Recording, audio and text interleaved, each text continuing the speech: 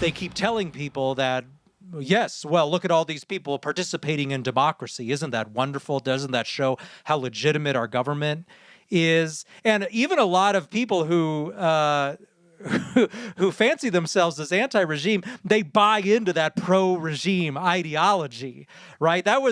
Nobody believed that in the 18th century, that voting was a means of showing your support for the regime. The purpose of elections was to provide a veto against the powers of the regime. Elections were a veto process. They weren't a let's show our support for the regime process.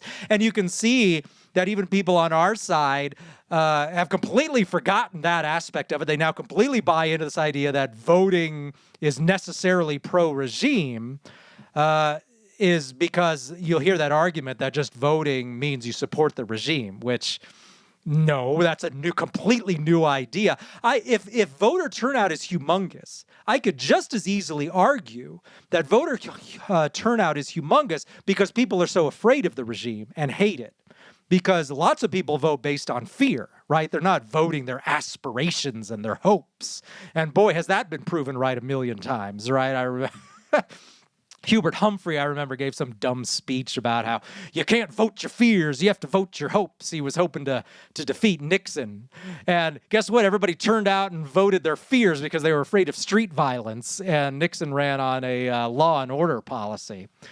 And so he was wrong. People largely vote their fears. So if you have huge turnout, it means people are afraid of the other guy. It means they fear that the power of the regime is going to be used against them. So I don't see how we can assume that high voter turnout somehow lends legitimacy to the state, especially when it's a 50-50 vote.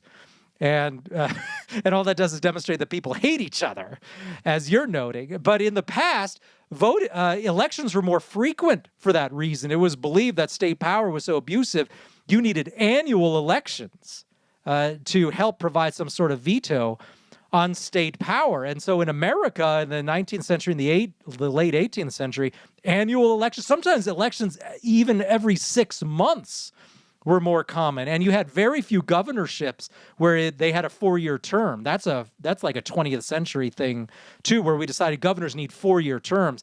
But right up until the 70s and 80s, tons of governors still had 2-year terms. But what you hear now from people, these right-wing types, are like, oh, we don't want more elections.